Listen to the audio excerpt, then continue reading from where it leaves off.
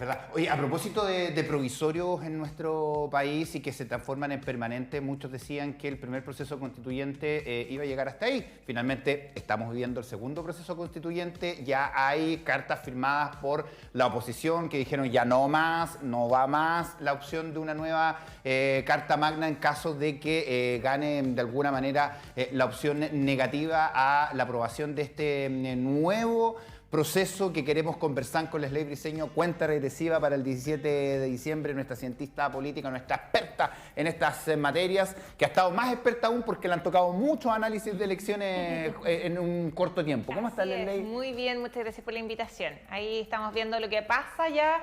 Están saliendo las últimas encuestas que vienen, salió la Academia obviamente el lunes, la Pulso Ciudadano, CEP también la semana pasada, entonces miramos un poco cuál es este panorama previo a la elección del 17 de diciembre. Ya, pues hay diferencias a propósito de las encuestas que mencionas, porque en la Pulso Ciudadano, ¿cierto? El 66,3% votaría en contra en este nuevo proceso constituyente, que para aclararlo, en el pasado, ¿cierto? En el proceso pasado fueron las opciones apruebo y rechazo.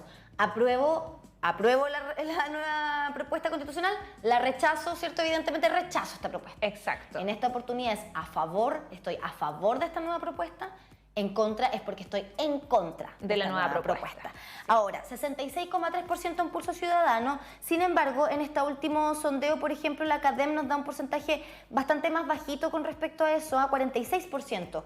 Votaría a favor y un 38%, perdón, en contra, un 46% en contra y un 38% a favor. Hay una diferencia considerable ahí y de hecho, según la última Academ, sería el resultado más estrecho entre ambas posturas. Así es. Bueno, primero que nada es súper importante que si bien las encuestas van saliendo y nos dan datos, es importante que va a depender de cómo hicieron la pregunta, hay una ficha metodológica que es súper importante. Entonces, claramente que nos miramos distintos panoramas.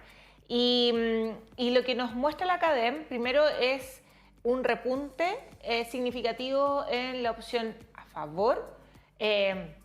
Sin embargo, se mantiene en 8 puntos la diferencia entre el en contra y el a favor. Sin embargo, la diferencia en Pulso Ciudadano es un poquito mayor, bastante significativa también, con un 63% de la gente que votaría en contra. Y lo mismo ocurre un poco en la CEP, que finalmente hay un tema acá que es importante destacar por qué estos datos, o sea, qué es lo que nos quieren decir. Hay un desgaste de la ciudadanía con el tema constitucional, claramente. Está como esta percepción de que ahora ya tienen que los políticos sentarse, entre comillas, a gobernar. Y también hay un tema asociado a lo que tiene que ver con una campaña que quizás no ha estado permeada mucho dentro de la sociedad. Yo creo que hay gente nosotros que nos gusta la política y que consumimos política habitualmente, tenemos súper claro lo que se vota el 17, pero hay gente que no tiene idea. Sí, a ver, yo creo que, no sé si sea por falta de experiencia o desconocimiento, pero ninguna de las dos campañas, ni el primer proceso ni el segundo proceso, ha tenido puesto en foco lo que significa una Carta Magna. Ha sido básicamente una candidatura presidencial, yo creo que está pegando en el palo entre alcalde y presidencial. Claro, y si miramos un poco lo que ha sido el eslogan de los últimos días, que ha generado bastante revuelo. El que se jodan, te lo quería preguntar. Claro, que todo el mundo está hablando de el que se jodan, finalmente apunta mucho a una lógica de plebiscitar el gobierno, porque es que se jodan los políticos tradicionales, que se joda la actitud del gobierno frente. Hay una frase que usaba, si es que no me equivoco, Javier Macaya. El domingo en un programa de televisión, Mesa Central, decía, bueno, teníamos al presidente bailando congelado en los Panamericanos, no estaban trabajando, estaban todos los ministros como desplegados en los juegos, pero no estaban haciendo su pega. Entonces, como que reafirmando que el que se jodan es mucho más allá del documento que se está plebiscitando, sino que tiene que ver con el gobierno. Ahora, eso es triste, ¿sí? Es terrible. Es triste que estén diciendo que porque el presidente fue a los Panamericanos y estaba compartiendo con los deportistas, cuando el deporte es parte fundamental también de una administración. Yo creo que es triste también comparar peras con manzanas. O sea, yo creo que el presidente hubiera ido o no hubiera ido a los Panamericanos iba a ser sujeto de crítica. ¿Ya? O sea, es un tema de que se iba a aprovechar cualquier instancia. O sea, se criticó que el presidente fuese a la Antártica con el secretario general de Naciones Unidas, se criticó que el presidente dejara de ir a Dubái en el contexto de la COP28. También se criticó que se quedara, o sea, Sí. cualquier cosa que en estos momentos el gobierno haga o deje de hacer va a ser instrumentalizado por la oposición para finalmente tratar de sacar réditos positivos. Pero ahí, ¿quién está haciendo mal la pega? Porque la oposición está haciendo su pega. Claramente que sí. No, claro. O sea, la oposición no va a decir, ¡ay, qué bien lo está haciendo el gobierno! Lógico.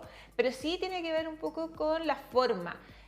Claramente todos los sectores están tratando de hacer su pega y obviamente habríamos criticado al presidente si no hubiera ido a los Juegos Panamericanos. Que fuera. Claro, como que fuera, o que bailara congelado o que no, porque si bailaba congelado es demasiado, está muy cercano, si no baila, uy, que fome. Pero sin embargo tenemos que pensar de que hay cosas que se podrían efectivamente hacer mejor. Ya hay un discurso que un poco yo creo que lo que nos pasa con la campaña que se jodan apunta a un cambio en las formas tradicionales de hacer campaña en nuestro país, que no iba como con la lógica de, entre comillas, no es un juego sucio en ningún caso, pero sí no iba como el de atacar tan directamente a las personas. Teníamos como casi como un guante blanco dentro de las campañas electorales y lo hemos visto en esta. Y ahora, claro, justamente, cambia un poquito también quizás, es que el que se jodan es muy fuerte. Es muy fuerte. Es muy fuerte, pero claro, la aprobación del presidente también bajó. Sí. A un 31% según la última CADEM, la desaprobación subió al 65%, o sea, ninguna de las dos se mantuvo igual, No. Sino que en desmedro del presidente en este caso, ¿cierto? Su aprobación baja y la desaprobación sube. Pero ahora, ¿por qué pasa a ser relevante? Porque si lo ponemos, hay que poner ejemplos, ¿cierto? De la misma categoría. Con el presidente Piñera también ocurría. Estaba mucho esto de los memes, ¿no? En torno a la figura del presidente Sebastián Piñera. Se ridiculizaba mucho, también muchos de sus dichos, las palabras maldichas, qué sé yo. Pero pareciera que en este caso tienen todavía más relevancia este tipo de críticas. Traspasan, permean más también a la población. Y ahí quizás recojo un poquito lo que mencionas tú, como ¿por qué esto es tan importante en la figura del presidente Gabriel Boric? ¿Qué es lo que no se está haciendo que sí se hizo quizás para blindar, si se quiere, la figura del presidente Piñera? Que claro, estaban los memes, qué sé yo. Pero ¿cómo hacemos para que esto no le afecte tanto? En el caso del presidente Boric, ¿por qué sí le afecta tanto? Es interesante porque efectivamente ambos han sido, por un contexto de redes sociales hoy día que han Además, cambiado. ha cambiado mucho. Ha cambiado mucho. Probablemente si Bachelet o Lagos hubieran gobernado en esta época, habrían sido también sujetos de memes. Hubiesen sido memizados. Exacto. O sea, yo recuerdo a veces imágenes del presidente Lagos cuando se acuerdan se metió en la playa en el norte de Chile. Sí. Sí, con un traje de baño así como Sí. y un poquito la ponchera. La presidenta Bachelet también en traje de baño, sus bailes, bueno, hartas cosas Que efectivamente, claro, había una situación del impacto y de la penetración de las redes sociales súper distinta y que probablemente lo esperábamos por las mismas características de la personalidad del expresidente Sebastián Piñera. Él siempre fue así, incluso cuando era senador, incluso cuando era solamente un empresario, que se equivocaba, que estaba con todas estas situaciones más bien jocosas y tenía un equipo constantemente que estaba saliendo a dar vocerías para poder poco bajar el Pero el sigue tono. pesando la superioridad moral, que nosotros venimos a cambiarlo todo, la política antigua ya quedó atrás, sigue pesándole eso más que esa Exacto. cuota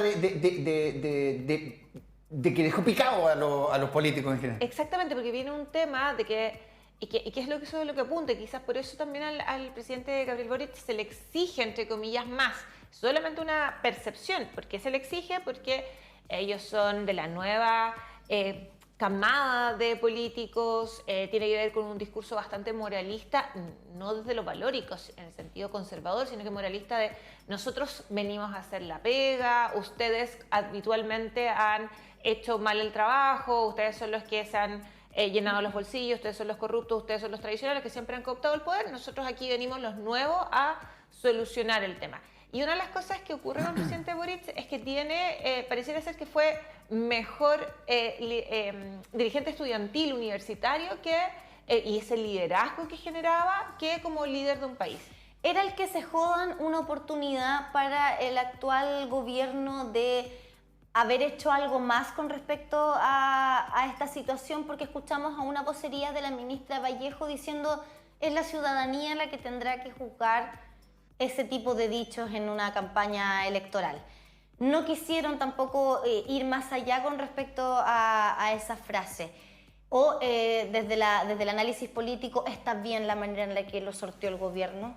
Bueno, desde una perspectiva que uno espera que se encuentre con personas civilizadas, claro, vendría a ser, no voy a hacer una pataleta porque finalmente me estoy poniendo a tu nivel. Yo creo que una de las cosas que busca el gobierno, y específicamente con la vocería de la ministra Vallejo, es decir, nosotros no queremos generar más ruido frente a esta situación que está generando. O sea, hoy el trending topic probablemente en todas las redes sociales es y que se jodan para ambos lados. Entonces, probablemente un poco la ministra tratando de sortear también algunas otras interpelaciones que se le puedan hacer, porque claramente y que se jodan apunta directamente a la gestión del gobierno. Entonces, tratando de llevar la pelota a otro lado. Sí, bueno, y ahí aparece toda la polémica entre están blindando a Camila Vallejo, que le están tirando todas las luces a Carolina Toá, claro. En fin, ahí hay un tema político. Pero ahí es donde quiero preguntar finalmente con respecto a aquello, porque estamos frente a una incertidumbre de la clase política, donde han perdido el poder. No saben finalmente qué es el partido que tiene poder. Todos quieren tener el poder. Antes a lo mejor sí estaba más marcado, estaba más definido. Hoy día no se sabe. Elección tras elección no se sabe. Y tienen que conquistar hoy día un gran porcentaje de público porque hoy día tenemos todos que ir a votar. ¿Qué pasa con eso también? ¿Cómo los políticos hoy día están volviendo a reconectarse con el poder? Uno de repente ve cosas que son medidas desesperadas de repente por llamar la atención y recuperar el foco finalmente como polilla. Claro. Hay un tema interesante porque estas transformaciones, primero, miremos que por muchos años, y especialmente desde el estallido social hasta quizá el proceso anterior, pensábamos en la lógica tradicional de hacer la política. El estallido social nos entró en cuestionamiento, todas esas fórmulas tradicionales, surgieron, entre comillas, nuevos liderazgos. La convención constituyente de esa época, ya se pareciera que fue hace tanto tiempo, pero no fue muchos años. Sí, 2 años. Trataba de reflejar un poco esa lógica más heterogénea de la sociedad. Sin embargo, los partidos políticos se han dado cuenta que es fundamental desarrollar liderazgos que sean cercanos a la ciudadanía. Y han empezado a surgir estos liderazgos. Liderazgos que están a veces los alcaldes, que están incluso muchos candidatos hoy día, pensemos lo que es no solamente nuestra realidad local, sino que la realidad a nivel nacional, muchos candidatos, alcaldes se desligan y renuncian a sus partidos políticos para decir, no, yo voy a tener una candidatura independiente para no, entre comillas, quemarse. Otros vuelven. Claro, y otros vuelven también. Entonces, ahí hay un tema me da la percepción un poco que en estas transformaciones que hemos vivido desde el estallido social hasta ahora, aún la política no acusa el recibo. Claro, no sé para dónde ir, no acuso el recibo. Siguen surgiendo liderazgos tradicionales. Y escuchamos a un Javier Macaya, por ejemplo, o a un senador Lagos Weber, para nombrar de los dos sectores, haciendo alusión a las formas tradicionales de hacer política en las últimas entrevistas. El tema del rol de Camila Vallejos, por ejemplo, prestándole más ropa a Carolina Toá. Lagos criticó el blindaje a la vocería. Exacto. Y por otro lado, Javier Macaya también dentro de la misma lógica de lo que es tradicionalmente las formas de hacer política, defendiendo este eslogan también, pero por otro lado la ciudadanía está absolutamente cansada. O sea, lo interesante de los resultados de la CADEM, la Pulso Ciudadano, la CEP y todas las encuestas que hemos revisado es que el número de indecisos es altísimo. Sí. Hay un grupo importante de personas que aún no decide por quién va a votar. Por lo menos el 20% en el caso, por ejemplo, del proceso constituyente. Exacto. Y que es ahí donde tienen que apuntar también estas campañas. Y probablemente la campaña se desarrolla una lógica más utilitarista, más de que tú lo comentabas recién.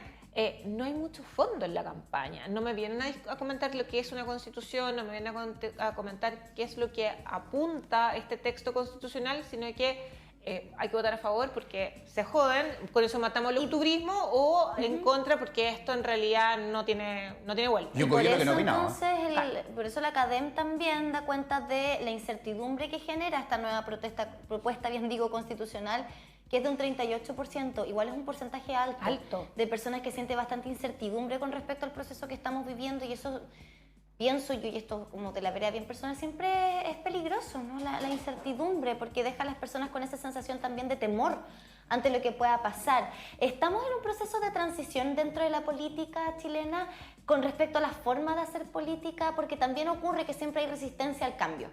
Sí. Siempre. Yo creo que sí, hay algunas transformaciones que hemos visto ya en otros países, de los cambios de las formas tradicionales de hacer política. Hoy día el candidato influencer, el candidato youtuber genera mucho más adeptos. De hecho, conversamos hace un par de días sobre la declaración con un grupo de personas, esta declaración del presidente Frey de que iba a votar en contra, o sea, que iba a votar a favor, perdón, a favor del texto. Y dicen, bueno, ¿influye que los expresidentes se pronuncien sobre el texto? Y la verdad es que la práctica parece que no. Más generaría influencia si es que algún personaje de influencer o algún actor o algún cantante hiciera una... Que no habrá aparecido, ¿ah? Te aseguro que si Pedro Pascal da su postura e invita a votar, y esto desde una seguridad, desde alguien que no se dedica al análisis político, ni mucho menos, de la vereda súper personal, pero estoy segura, convencida de que si Pedro Pascal invita a votar por una postura A o B, es más relevante quizás que lo haga el expresidente. Sí. Ahora, eso es lo otro curioso, que en el primer proceso ocuparon a todo el mundo. Claro. En este proceso no. No hemos visto muchos rostros potentes, digamos, del entorno. De ninguno de los dos sectores. Y ahí te pregunto con este concepto de la cercanía también, finalmente, que andan buscando. Y que uno siente que de repente no lo logran. Son como, uno de repente siente que algunos parlamentarios son como robots, finalmente. Entonces, de repente confunden esta cercanía con todavía, en realidad todavía la están confundiendo. El ser cercano con ser a lo mejor más ácido en los comentarios. Pero finalmente la ciudadanía es la que tiene que evaluar eso, y si siguen desconectando, tenemos nosotros un senador de la República que no lo hemos visto mucho finalmente, claro. Y no lo decimos nosotros, sino que se dice, digamos, en las calles. O sea, se olvidan, por ejemplo, que Keitel es senador por la región del Biobío, no aparece, y efectivamente hay un tema interesante, porque apunta a cómo... responde este texto, y que si nos vamos al tema de la Constitución de nuevo, cómo este texto responde a las demandas ciudadanas, si responde o no responde, tiene que ver con cuál es el rol de los políticos. Entonces pareciera ser de que hay un proceso, y me da la percepción un poco de que ambos sectores políticos, y aquí generando un tema bien general, o sea, tanto el oficialismo como la oposición y con todos los sectores que están entre medio, están viendo de que el proceso en sí es un proceso que no ha sido exitoso, que no es lo que ninguno de los sectores políticos esperaba, y voy a tratar de buscar cuál es el rédito positivo que me va a traer la elección del 17 de diciembre. Independiente que no gane mi opción o que tal vez gane, pero va a traer coletazo. Y eso es un tema que es importante. Y ahí, perdón, dentro del juego de ajedrez también está en juego el rol que ha tomado republicano finalmente, y que todo el mundo le tiene miedo. Obviamente la derecha no lo va a querer asumir porque es parte de, digamos, del bloque, aunque sea extremista, pero es parte del bloque. Es más fácil que le dé la razón a ellos que le dé la razón al gobierno o a los oficialistas.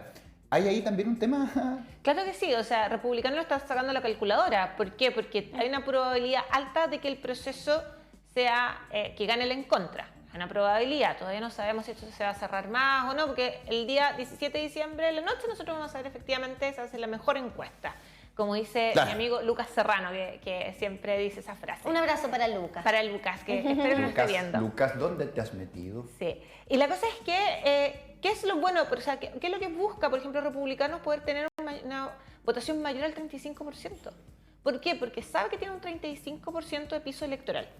Eso es lo que cuenta porque fue el resultado electoral del mes de mayo. Si saca más porcentaje de un 35%, se saca un 38%, republicanos lo va a ver como un éxito, ¿ya? Porque es un documento que plasma sus ideas. Si sacan más del 38%, va a ser un súper éxito, ¿ya? Aun cuando ese 38% o 40% o el porcentaje que sea, hay que leerlo con bastante cuidado, porque ahora no solo republicanos, es la UDI, Renovación Nacional, Evópoli, el centro, esto que está de demócratas, etcétera. Pero también tenemos que mirar, porque están pensando todos los partidos en las municipales que se vienen el próximo año. Se tiene claro que este proceso electoral es algo que nos tiene desgastado, pero que finalmente es la puerta de entrada a este otro proceso que viene. Y si la discusión de la Constitución gana a favor o en contra se cierra acá, obviamente hay que mirar qué es lo que va a pasar a nivel local y posteriormente a nivel parlamentario. Ahora, viéndolo un poquito más de afuera, dando un pasito más atrás todavía y No viendo puedo, el me escenario internacional, mirando a nuestros vecinos, con el triunfo de Milei. Eso también es un sondeo, por ejemplo, en este caso, para estas nuevas fuerzas políticas como es el Partido Republicano, con sus posturas además. Yo no sé si los podríamos equiparar en términos de ideología, la fuerza política que representa Milei con el Partido Republicano, pero sí que quizás tiene algunos tintes, ¿no? Sí. ¿Podríamos hacer esa comparación? ¿Podría ser esto como una suerte de experimento, si se quiere, lo que pasó en Argentina, para ir viendo lo que pueda ocurrir eventualmente en nuestro país? Es interesante lo que está pasando no solamente en Argentina, o sea, el fenómeno Milei. Es que lo tenemos muy cerca, Claro, pero mediático totalmente. Lo veíamos ayer en Estados Unidos con reuniones que ha estado teniendo. Hoy día tenía reunión con el Fondo Monetario Internacional. Reunión con los judíos. Exacto. No solamente Milei, pensemos lo que fue Bolsonaro en su momento en Brasil, Trump en Estados Unidos, Meloni en Italia, y así otros liderazgos que salen de lo tradicional, son más bien que vienen de algunos sectores menos tradicionales. Algunos hablan de los outsiders de la política, específicamente en el caso Milei o de Donald Trump. Pero si nosotros miramos lo que ocurre en nuestro país, claro que va a afectar. No creo que el triunfo de Milei haya gatillado, obviamente, que se jodan, pero sí está dentro del mismo tono. Sin embargo, es interesante que, y esto también lo conversamos con Lucas, voy a decirle después a Lucas que estoy hablando de él, le van a arder las orejas. Que finalmente, el 17 le vamos a contar. Sí, el 17 le contamos, de todas formas. Y que en realidad el fenómeno de Milei es más parecido a Franco Parisi que a José Antonio Kast.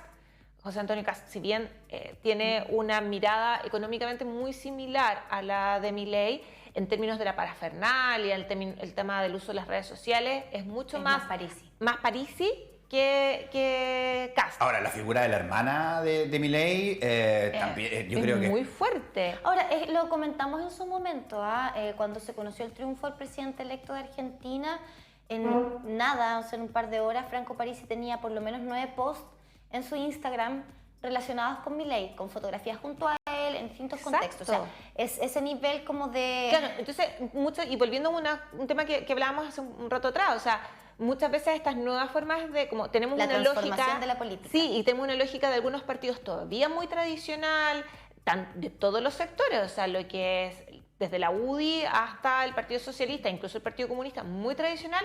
Cuando explotan estos fenómenos que son de los outsiders, que son de los que no es lo tradicional, se llegan a preguntar, bueno, ¿y qué pasó? Y eso es lo que pasó en Chile con Parisi en todas sus aventuras presidenciales. Sí, y desde fuera, más encima, fue muy llamativo también que tuviera tanto porcentaje haciendo campaña desde fuera por redes sociales. Y ahí estuvo su fuerte también. Lo mismo que pasó por Trump, el tema de las redes sociales.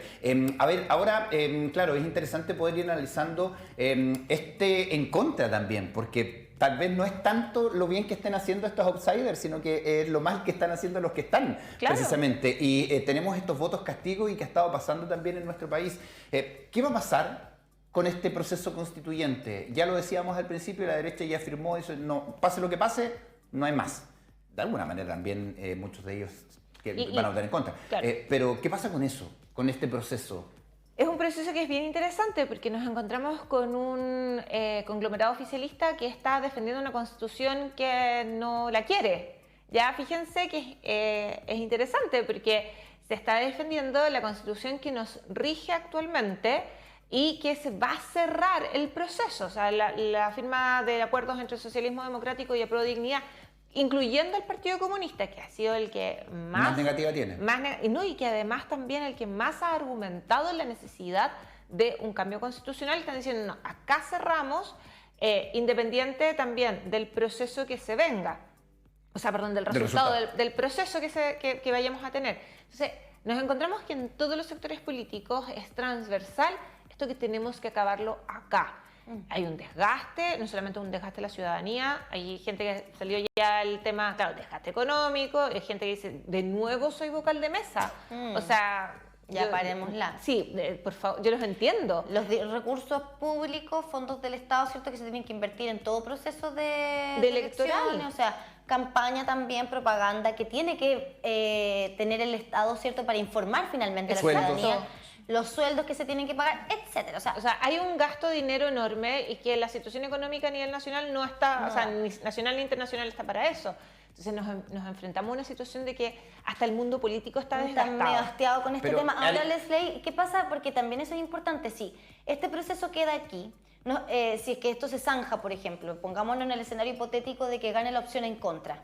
No hay cambio de constitución y nos quedamos con la que tenemos desde 1980, con sus modificaciones entre medio, que también genera mucha... No, es la del 80, es la del... Que la de Lagos, un poco que se discute eso. Pero sí. es esa. Sí. También esa constitución puede ser modificada. Así es. Hay mecanismos de modificación. Tenemos mecanismos de modificación. Que requieren mayorías en el Congreso que no se han tenido hasta la hora para poder modificarla, y esto históricamente desde que se promulgó. Claro. O sea, nos encontramos con que un proceso para modificar la Constitución igual sería engorroso. Ya recordemos las reformas que se hicieron durante el gobierno Lagos, que fueron muchísimas reformas y que se lograron por un consenso que se implementó y que se realizó en esa época. O sea, no estamos hablando de algo que fue estamos hablando del Lagos gobierna el año 2000, o sea, estamos hablando 23, casi 24 años atrás. O sea, mucha gente que quizás no está escuchando no había nacido para esa fecha. Wow.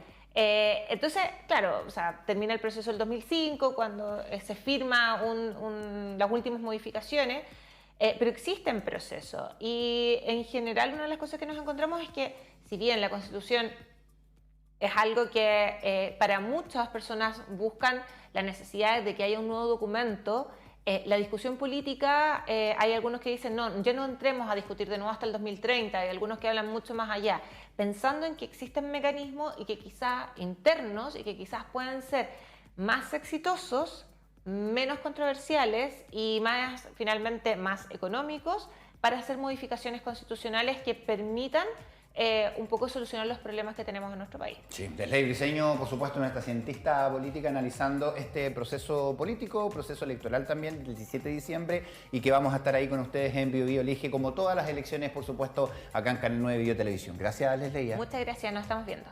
Un saludo a Lucas Serrano también, que fue parte de esta conversación sin estar aquí físicamente. Oye, nos vamos acercando a las 10 de la mañana, seguimos avanzando junto a ti en este